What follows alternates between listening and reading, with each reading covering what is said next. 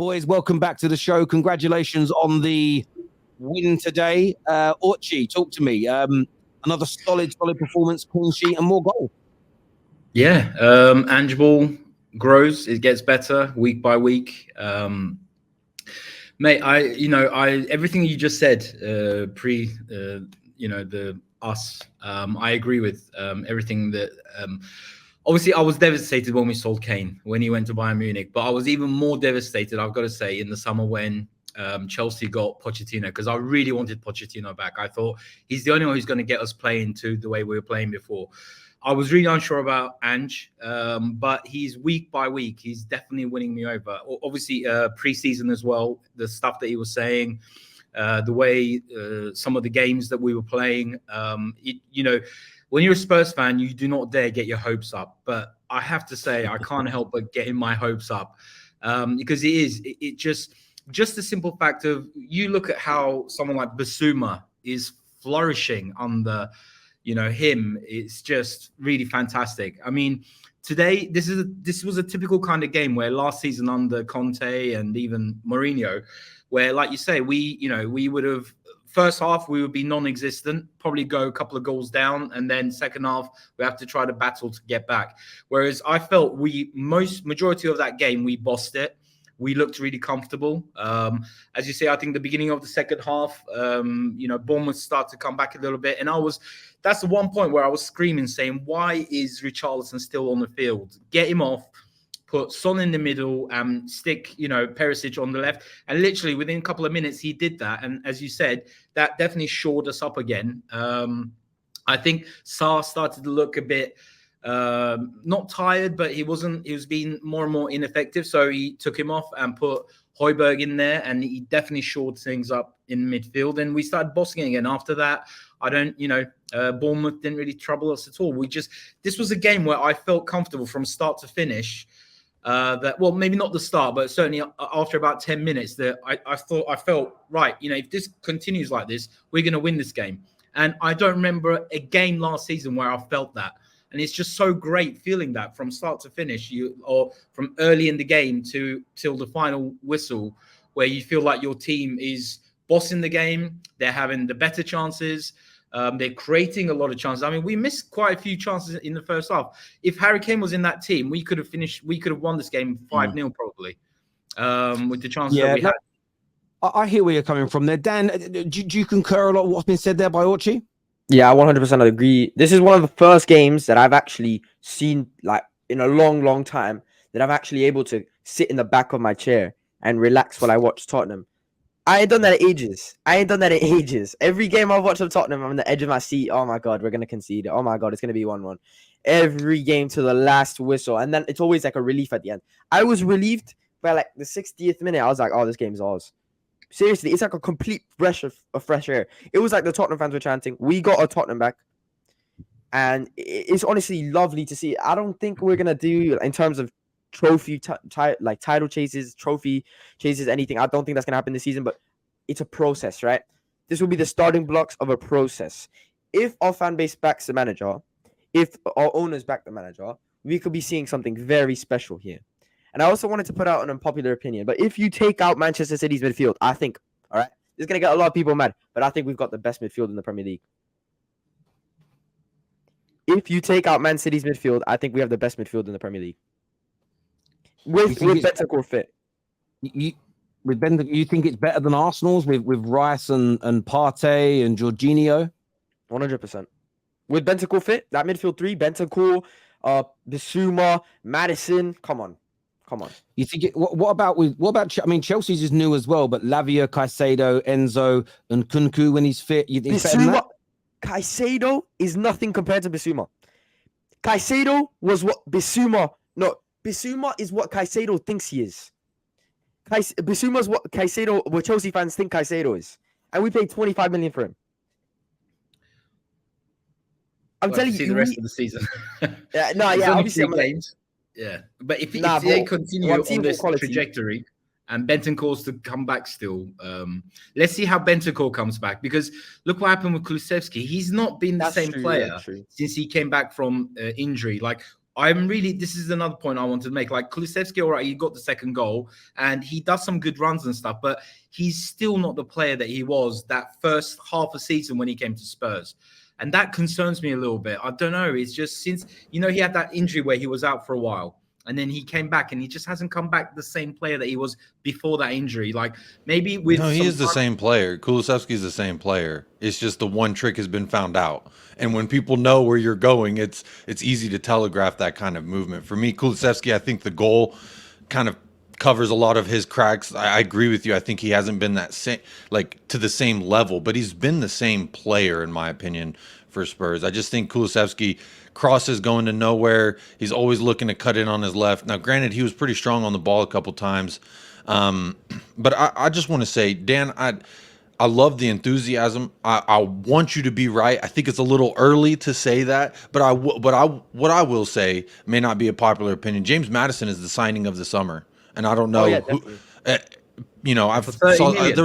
was for the money, right? Because you sent Winks the other way, right? You got him for 40, you sent Winks for 10. But my point is, I've seen a lot of people, when we signed James Maddison, I was saying, oh, you're in talks with Mason Mount. Arsenal just got Kai Havertz, and we just got James Maddison. Which one's going to be the best signing out of these three? And I think the proof is showing so far, at least, that James Maddison is absolutely the most important part that we've signed. And not even I think comparing. Listen, I think most Arsenal fans and most Man United fans would agree with you when those signings happened. The difference is though, we've got Bruno Fernandes and they had Odegaard, so we didn't. I would have loved Maddison at Man United, but he plays their position. So if you ask Arsenal fans or Man United fans, would you swap? Some Man United fans would swap Bruno. I personally wouldn't. But when you say Maddison is the best signing of the summer, do you mean entirety of all the signings made this summer, you think James Maddison will prove to be the best signing in the Premier League this summer? I think statistically right now he's proving that anyway. 2 assists, 1 goal in 3 matches. I don't know what signing has had more of an impact to a squad. I mean, I don't want to look at where we're at in the table, but if you look at the results, 2 wins and a draw, that's pretty decent. And you look at the other clubs that are in and around there, what signing have they made that has impacted their squad to this level? That's the reason why I think James Maddison has been the most important signing of the summer in total. Now, again, at the end of the year, we may be looking at saying, oh, Caicedo, Lavia, they've came and they've worked well with Enzo Fernandez. That remains to be seen. But at this moment, for the foreseeable future, I can't see anyone else being a more important signing for their club than James Maddison. No, but price for value, surely price for value, Maddison has to be the best signing of the summer. In terms of quality, that I'd like wait to see like for the end of the season. But we signed this guy for 30 million, and look how much quality he's given our squad. I haven't seen this create the bargain of the summer. Yeah, definitely. That's what I'm saying. Like Based price for price, value in it's a terms of bargain of the business, 100% he's the signing of the summer. Yeah, listen, I think it could be. It could end up being. I think it's hard to judge after 3 games, especially as the window hasn't shut yet. You've got, when you say value, you've got sort of Amrabat that could join Man United for £20 million and transform our team as an example. I understand that, you've got, Timber could have been a shout if he hadn't picked up that mad injury. It just depends on how things go. It's about continuing this, isn't it? As opposed to, you've got to remember last year, and I'm not saying it will go the same way, that last season, 10, 12 games in, was Tottenham's greatest ever start to a Premier League campaign. And it ended the season with you guys saying, sell the club, burn it down. So I'm not saying that Maddison can't be the greatest signing this summer. I would say it is 3 games, and some club new signings haven't even started kicking balls yet. So, but the style though, Terry, is completely different to last year.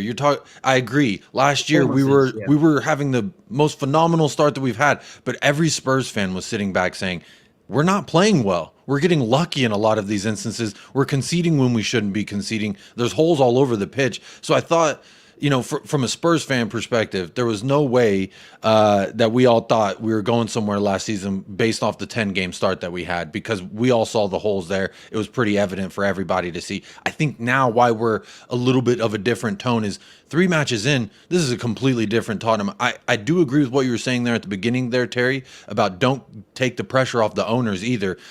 We got our Tottenham back. I'm worried that Daniel Levy heard that song and he's thinking, okay, he was looking. No, he was in the stadium looking. No. This got me so mad. They were singing the chant, right? And then they just panned the camera to Daniel Levy, and he's just there like.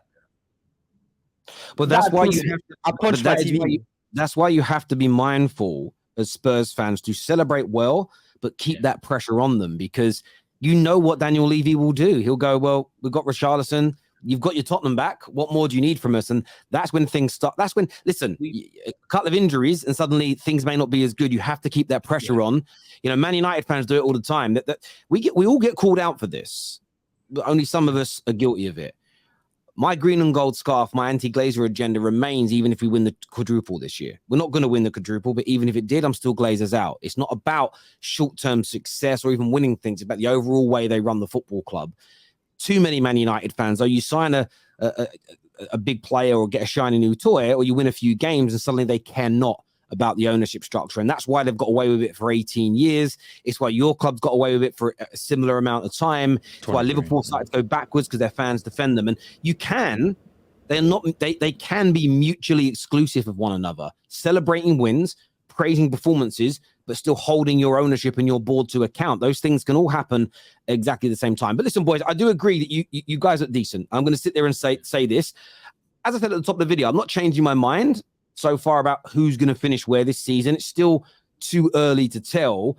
But what I do think Spurs are going to do is be a thorn in a lot of people's sides. And that's good for one thing and one thing only, the Premier League.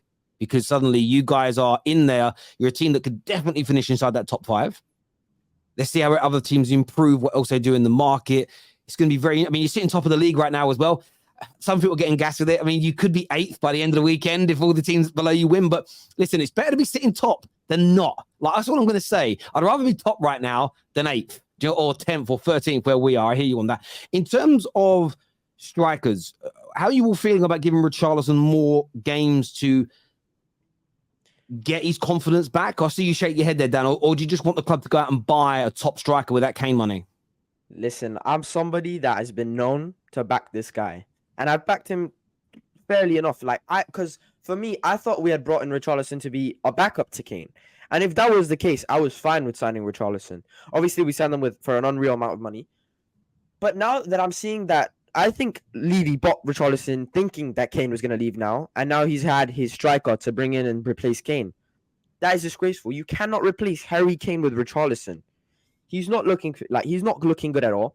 Every touch that he takes, he loses the football. We need to go out and sign a striker. We don't even need to spend that much money. Gift Orban is available for 30 million, and he's quality. Or maybe even Brennan Johnson from Nottingham Forest. No, he's not. He is not as good. I'm not a big fan of Richarlison, but Johnson is not Richarlison's level. He's better. No. You have not seen Richarlison play football. Matter of fact, you could put a traffic on there, and it could do a better job than Richarlison. It's impossible that every single touch that you take. I understand that take, but Brennan Johnson, number one is my number one option is Gift Orban.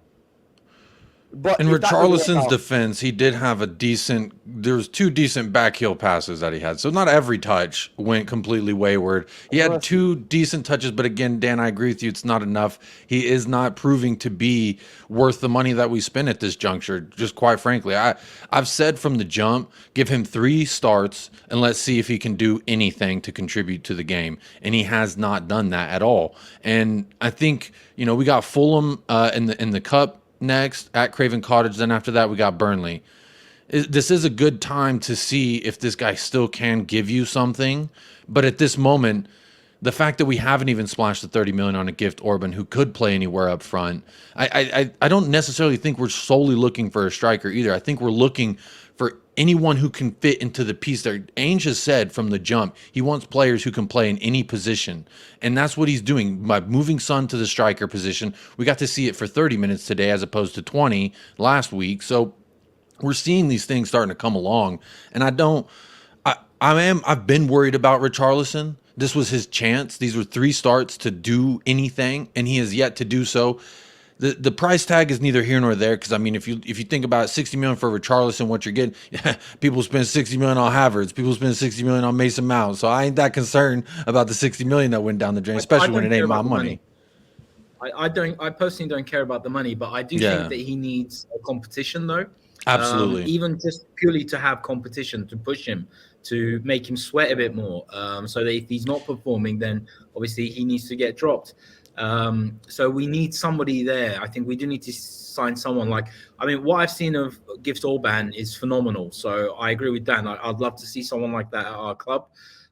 You know, powerful, he'd be a menace against defenders, hard to defend against if he can perform that way in the Premier League. But obviously, you know, Belgian league and the Premier League isn't the same. And sometimes, you know, players, when they come from lesser leagues, let's say, you know, with all due respect, you don't know what you're going to quite get. But he seems like one of these kind of, you know, I don't know, there's aspects of what I've seen of him on video, obviously, where it reminds me of when Drogba first came to the Premier League. He seems to have that kind of powerful type of presence that, you know, he would just terrorize defenders. But, you know, can he do it? Can he cut it in the Premier League? I don't know. The alternative is to, I mean, I've heard a couple of people talk about, obviously, Tony, when his, you know, ban is lifted at Christmas. I mean, I don't know. Does the ban mean he can't get it? Why can't we get him in now, So he or try to get him so he now? can't- So he's not allowed to do anything football related until January, barring training. He can start training in September. So no one's allowed to buy him now. So there's like a, yeah, so there's a rule around that. But it's going to be an interesting one. I want to go to some.